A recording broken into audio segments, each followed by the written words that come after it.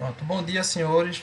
Bom dia, senhoras. Bom dia a todo mundo que está acompanhando aqui, né? A banca, né? Os professores João Paulo, o professor Pedro Delfoio, por ter aceitado participar, né? O professor Alex, né? Que os últimos 3 anos, professor, 2 anos, são três, vou fazer 3 anos agora, em- em- no início do ano, que a gente tá junto aí fazendo vários trabalhos, né? No laboratório. E aí o que acontece? Esse trabalho, né, ele vai ser para apresentar um projeto que foi desenvolvido numa empresa, né, numa empresa de autopeças de Jabotão, a Stellantis, né, a antiga FCA. E aí a gente vai conhecer um pouco aqui nesse trabalho, né? É uma solução de internet das coisas, né, IoT, né, IoT em inglês, internet das coisas, em um processo logístico. Bom, esse trabalho ele foi dividido em 4 partes, né? A primeira parte aqui será feita uma revisão histórica, né, dos processos produtivos e ver como foi a sua evolução, né, a motivação do trabalho. Na parte da teoria, né, serão mostradas algumas definições importantes, né, até para compreender, para a compreensão do trabalho, né, desde a área de logística até a internet das coisas. No desenvolvimento, né, essa parte será mostrado como foi o passo a passo do trabalho, né, e nos resultados, né, serão mostrados os potenciais resultados financeiros e operacionais após a implementação da solução proposta aqui, né.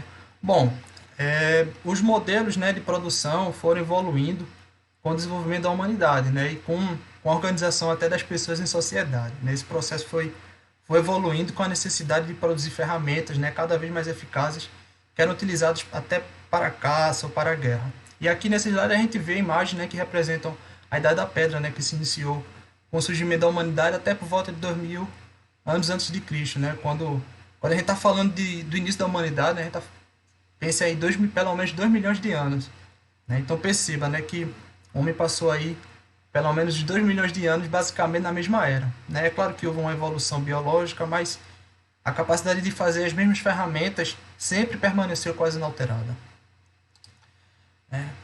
E aí a gente entra na Idade do Bronze, né? Entre 3000 a.C. e 1200 a.C. Né? Então veja o incremento. Né? Pedras já não eram mais suficientes para o avanço da civilização humana. Né? Nessa época a gente já tinha algumas civilizações na África, na Europa e na Ásia.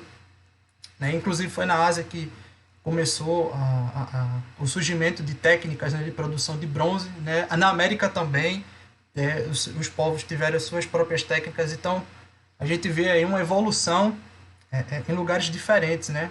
Uma coisa interessante de ser observada. E aí mais um pouco a gente tem a idade do aço, né? E aqui perceba, né? Então o homem passou 2 milhões de anos lascando e polindo pedras, né? E numa escala de tempo menor, né, começou a desenvolver técnicas para extrair metais e fabricar peças e artefatos, né? E aí, além disso, né, foram criadas novas rotas comerciais a fim de encontrar as fontes destes metais, né, como estanho, como cobre, como ferro. E aí a gente já começa a enxergar um embrião, né, do que é a logística, né? Porque isso forçou os mercadores a encontrar melhores rotas. Né? Então a gente está falando de logística. E as técnicas também foram se aprimorando com o tempo, né, para deixá-las mais eficientes. Então a gente já fala de desenvolvimento e tecnologia, né, que são duas coisas que a gente vai abordar nesse trabalho, né? Desenvolvimento e tecnologia, né, em uma aplicação em um processo logístico.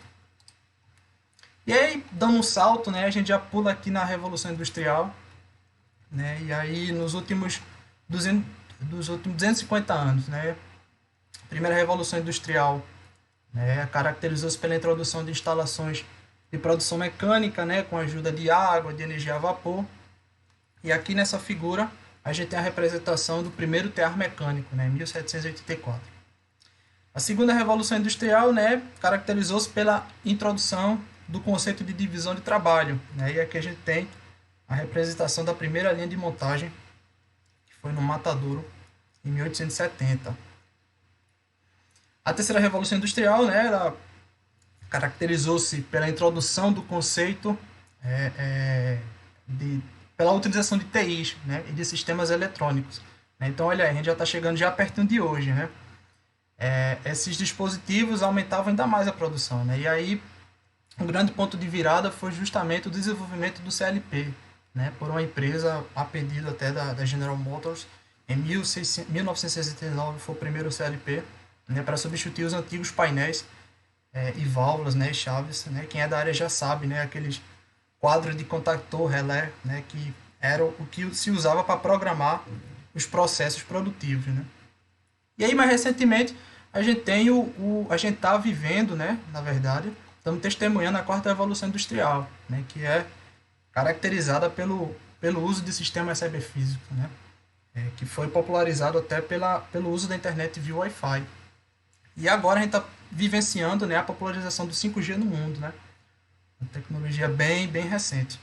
E repare no canto direito, né, tem a representação da complexidade dos sistemas de cada época. Né? Olhem como era bem mais simples as máquinas da primeira revolução industrial em relação às de hoje. Né? Então veja só, na pré-história a gente demorou 2 milhões de anos para dominar a técnica de produção do aço, né? E agora com 250 anos a gente sai de um sistema de produção artesanal, como era antes da primeira revolução industrial, para um sistema altamente complexo, como a produção de chips eletrônicos, né? Ou até a fiação de carros modernos, né? Que é o que a gente vai ver hoje. Aí você me pergunta, né, onde é que eu quero chegar com toda essa introdução, né? É que todas as empresas, né, ela tem como um dos principais objetivos o lucro, né? E como é que a gente pode conseguir isso? A gente pode conseguir de duas formas. A gente pode expandir o negócio, né, enquanto ela tem margem para crescer, ou quando estiver saturado, ela tem que tornar seus processos mais eficientes, né, para competir com seus concorrentes, né, que é inclusive é o caso da indústria automobilística, né, que são vários concorrentes competindo por aquele mercado. Né, e isso pode ser até, tem sido vital até para o crescimento e a sobrevivência até da indústria.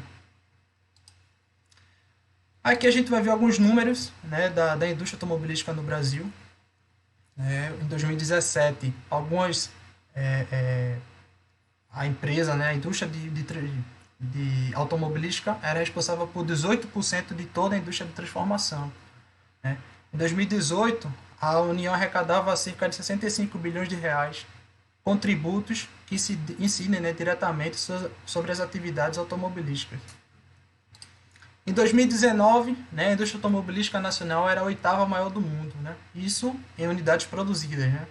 De acordo com esse relatório aqui da Associação Nacional dos Fabricantes de Veículos. Bom, e aí a gente acabou de ver a motivação do trabalho, né? A gente viu a evolução do modelo de produção, né? A gente viu a importância de tornar os processos cada vez mais eficientes, né? É uma característica da humanidade, né, essa evolução de sempre melhorar os seus processos. Né? A gente está vendo aí desde a pré-história até mais recentemente que acontece cada vez mais rápido. E aí a gente vai ver algumas definições até para a gente se inteirar um pouco, entender melhor o projeto. Né? Aqui a gente vê uma cadeia de suprimento, né, desde a fonte primária até o cliente final. E uma das partes mostradas trata exatamente do processo dentro da própria organização, né, onde os agentes são internos. Né. Mesmo dentro da organização, existem diversos processos logísticos, né, como armazenamento, como o abastecimento, como o tratamento de refúgio, o gerenciamento de peça de manutenção, movimentação, enfim. São vários processos logísticos, né, que se integram entre si. Né. E numa empresa, como a gente costuma dizer, né, de manufatura enxuta, né, ou seja, que está sempre procurando a melhoria, né, tem-se inerentemente uma filosofia de melhoria contínua, né, para otimizar todo o gerenciamento.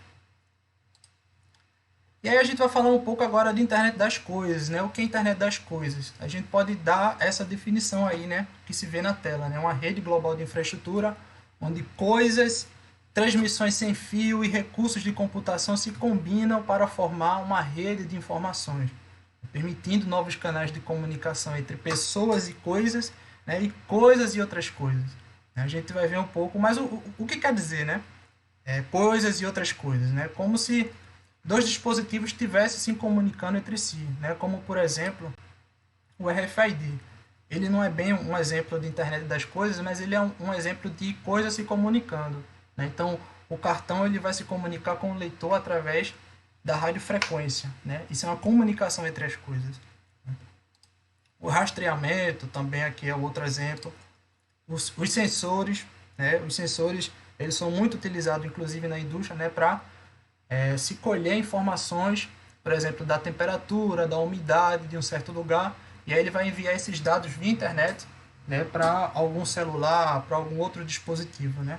Isso é a internet das coisas, né? As coisas se comunicando entre si.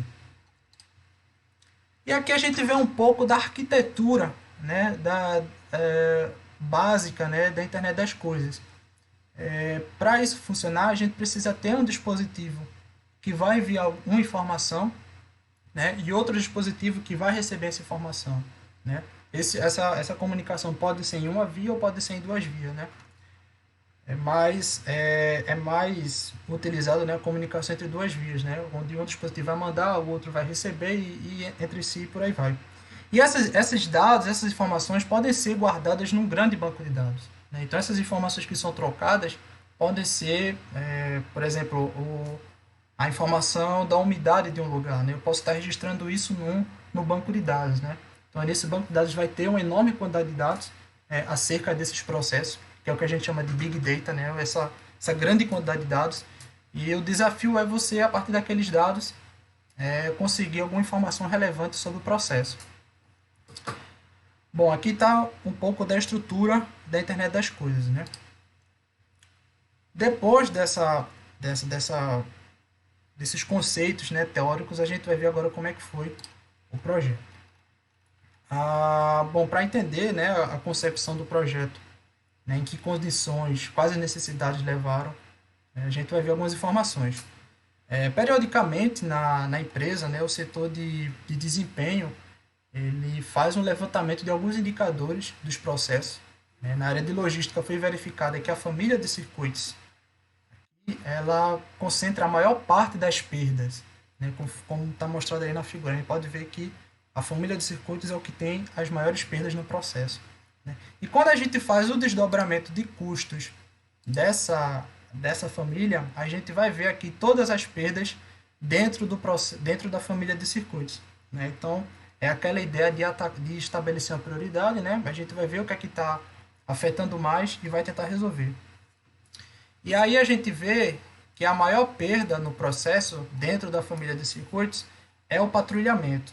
Né? Então, esse projeto ele visa, né, reduzir o impacto do patrulhamento no processo logístico. E o que é patrulhamento? Bom, para vocês entenderem isso, vocês têm que entender mais ou menos como funciona a produção lá. Né? A empresa, né, ela é uma empresa que faz os circuitos dos carros. Né? Ela fica aqui em Jabotão. E para fazer os circuitos, ela precisa de fios. Né? E aí os fios eles são armazenados no armazém. Né? E o operador, quando está fazendo lá as operações, quando começa a faltar, ele solicita o armazém. Né? Então ele vai lá, tá vendo esse painel aqui, onde é anotado todos os pedidos. Né? Então o operador vai dizer, eu quero esse fio, eu quero esse fio, eu quero esse fio. Né? E o patrulheiro vem. Então olha as perdas. A perda de você anotar, né? A perda do patrulheiro vir, de ele ver o que precisa, de anotar e de ir lá buscar no armazém. Né? Então a gente já vê que já dá para melhorar esse processo. Né? Aí ele vai lá no armazém, coleta todos os materiais e traz para o operador. Né? E o que é que o projeto, né? Qual é o que ele visa, né? O que é que ele propõe? O que vai ser proposto é o seguinte: no rack que fica perto do operador, né, vai ter vários compartimentos, onde cada compartimento vai ter um tipo de fio. Né? E aí perto desses compartimentos vai ter um botão aqui, onde ele faz a solicitação desse material. Né? Eu quero esse fio.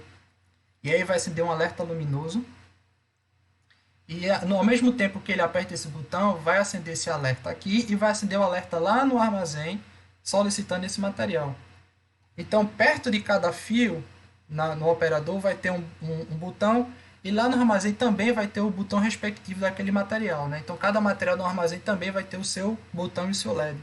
Então, quando ele quiser o material, ele vai lá, aperta o botão, acende o LED nos dois lugares. Né? Essa comunicação vai ser via Wi-Fi, como está sendo mostrado aqui. Certo? E aí o que acontece? Em vez do patrulheiro ir lá na operação ver o que precisa, ele vai fazer uma rota cíclica, né? Periodicamente ele vai fazer uma rota que vai coletar esse material. Onde tiver aceso, ele vai lá e pega. E vai coletando, coletando. E quando termina tudo, ele vai lá e atende o material. Certo? Então, isso é o que se propõe, né? Vai evitar essa perda de ir lá buscar e tal. Isso num processo com vários materiais pode ter um ganho, um bom ganho, né? Um bom benefício. Bom, parece simples, mas não é tão simples desenvolver um sistema desse, né? Então, a gente dividiu em pequenos objetivos para serem alcançados durante o projeto, né? Para atingir o objetivo geral, que é o sistema funcionando. E aí o primeiro objetivo foi a extensão de entradas e saídas, né? Esse computadorzinho, deixa eu voltar aqui um pouquinho, esse chipzinho que eu estou mostrando aqui com um apontador, ele é o microcontrolador, né? É ele que vai fazer toda essa operação, ele é o cérebro, né? Ele vai fazer todas as operações e vai se comunicar com o outro cérebro que está lá no armazém. E aí, como vocês podem ver, ele tem uma quantidade limitada de pinos, né? Esse que está na imagem, por exemplo, ele tem 30 pinos, né? Então, o nosso sistema estaria limitado a poucos pinos, né? A 30 pinos. E aí, o que acontece? No armazém existe uma variação de mais ou menos de 500 materiais, né? Então, esse chipzinho assim não iria atender, né? Então, o que é que a gente precisa fazer? A gente precisa achar uma maneira de estender a quantidade de entradas e saídas do sistema. E como é que a gente faz? Né? Da mesma forma que a gente tem em casa na tomada, uma extensão, né, onde a gente liga a extensão e consegue mais oito tomadas, né? A gente consegue fazer isso com o ESP32, que é esse dispositivo aqui. A gente tem esses circuitos integrados, né, que vai fazer essa função de extensão. Então veja só, com apenas 4 pinos do ESP, a gente consegue estender para uma centena de entradas, né? A gente usa o 74HC165 para fazer essa extensão de entradas e a gente vai usar também o 74HC595 para a extensão de saídas, né? Então veja só, eu só usei apenas 7 pinos do microcontrolador para fazer essa extensão de entradas, né? Então, o primeiro objetivo foi conquistado, conseguir estender a quantidade de entradas e saídas do sistema, né?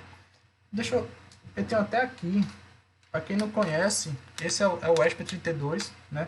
Comprei na internet, aproveitei para ficar brincando um pouquinho em casa, porque o bichinho ele é bem poderoso. Então veja só, ele desse tamanho consegue fazer muita coisa.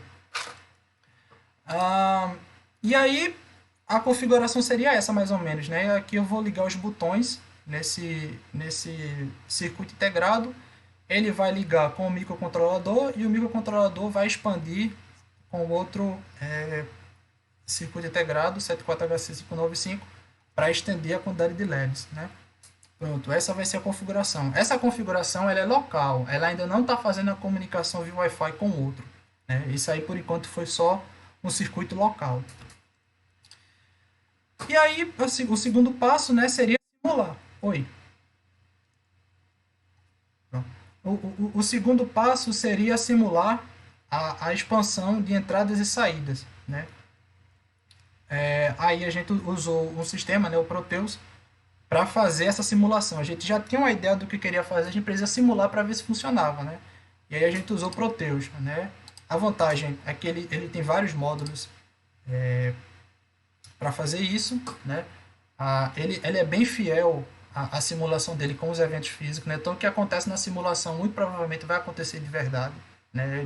Inclusive ele estava dando até algumas coisas doidas que eu achei que fosse problema no sistema, e quando eu montei o circuito estava dando o mesmo problema. Então ele é bem fiel. A desvantagem é que ele é um ambiente pouco intuitivo, né? Então eu tive que aprender um pouco a mexer, porque logo de cara aqui você vê esse monte de traço e não sabe nem para onde vai, mas com um pouco de prática, de estudo, a gente consegue dominar o sistema. E a outra desvantagem é que ele tem um alto custo de aquisição, né? Tudo isso que a gente fez foi dentro dos 30 dias de avaliação do sistema, né? Porque ele é bem caro, inclusive, o Proteus. Então, ainda bem a gente conseguiu fazer tudo isso dentro dos 30 dias. E aí, beleza. Fez a simulação, né? Agora o próximo passo seria montar o protótipo num protoboard, né? O protoboard é essa plaquinha onde você consegue montar o circuito, né? Então aí, ó, percebeu que aqui tem 10 botões, tem 10 LEDs, né? E cada botão vai acender cada LED. E aí foram utilizados esses materiais aí que estão na tela, né? Foi utilizado o micro switch, foi utilizado os resistores, né, para ligar no LED e no botão. Os circuitos integrados, né, o 74HC165 e o 595, que são registradores de deslocamento, né? Quem quiser conhecer mais sobre eles tem lá no trabalho escrito. E o ESP32, né, que é o microcontrolador. Ok, montou o protoboard, funcionou beleza, ligou o botão, acendeu o LED, apertou de novo, desligou, né? E aí o próximo passo seria tentar estabelecer a comunicação via Wi-Fi, né? Então a gente conseguiu montar o circuito, né, local, a gente precisava agora estabelecer uma comunicação via Wi-Fi. E para fazer isso, a gente fez um testezinho, né, ligou um teste simples, né, onde o botão acendia um LED lá no outro lado, né, que nem aqueles, que nem tem os aplicativos de celular, né, que você bota uma lâmpada, né, e você acende e apaga pelo celular. Pronto, era isso que a gente queria fazer. E a gente conseguiu, né, depois de um tempo aí de programação, então a gente conseguiu estabelecer essa comunicação Wi-Fi. Beleza, conseguiu fazer a comunicação via Wi-Fi. Agora o próximo passo seria testar todos os botões e todos os LEDs nessa comunicação via Wi-Fi, né? Então tinha que testar a extensão, né, de entradas e saídas via Wi-Fi também para ver se funcionava. E aí, beleza, conseguiu fazer. Depois de fazer essa comunicação dos botões, né, com os LEDs, via Wi-Fi, então o sistema estava todo pronto, né, pronto para ser testado. Mas antes disso, né, o pessoal, né, o time queria registrar todos esses deslocamentos, né, porque quando você solicita o material e ele é atendido, existe um deslocamento de material, né, e a ideia é que toda essa movimentação fosse registrada no banco de dados. Então foi estruturado um banco de dados, né, onde seria registrado todas essas movimentações. Então perceba aqui, ó, tem a primeira coluna, que é o local do material, a hora, né, a data, tudo isso está sendo registrado, né, o tipo do material, quem solicitou e o status do pedido, né, ele pode ser pedido, pode ser cancelado e pode ser atendido, né, se eu apertar o botão uma vez, ele é pedido, se lá no armazém eles apertarem o botão lá, ele foi atendido, né, e se ele apertar, e se o operador aqui apertar o botão e depois apertar de novo, ele vai cancelar o pedido, né, ele desistiu de fazer o pedido. São esses três status que tem na operação. E aí, ok, conseguiu fazer testar, né? E agora o próximo passo seria projetar a placa eletrônica, né? O PCB.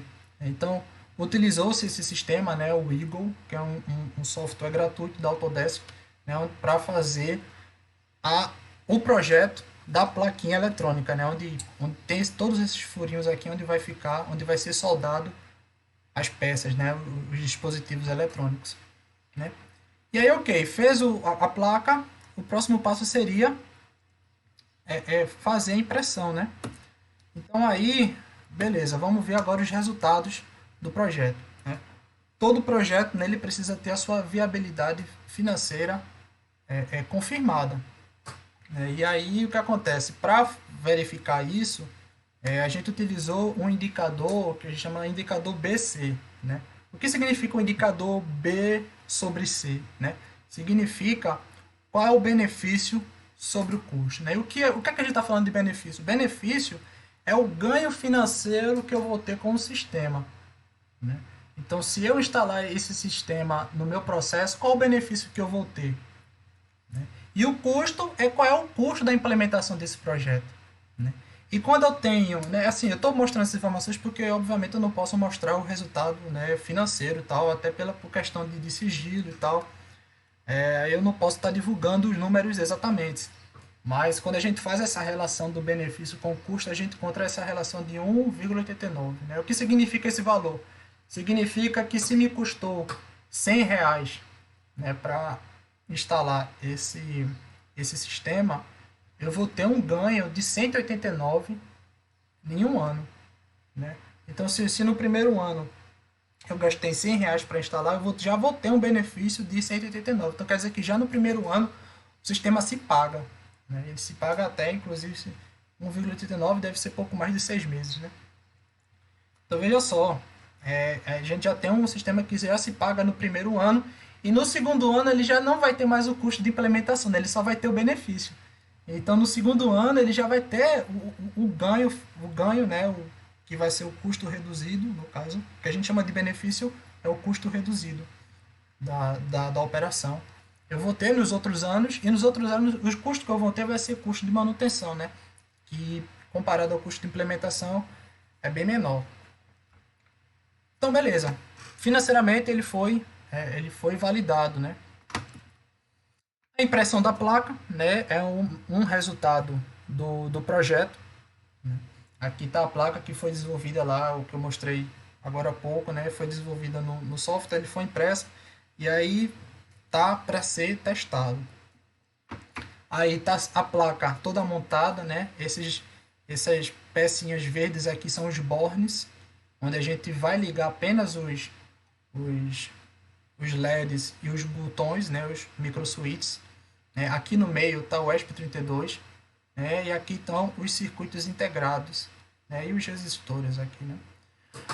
Bom, isso aí foi um protótipo apenas para testar, né, um circuito com 10 botões e 10 LEDs, né? E aí vai ser testado. Ah, não, aqui nesse slide vai mostrar como é que ficou o sistema no final.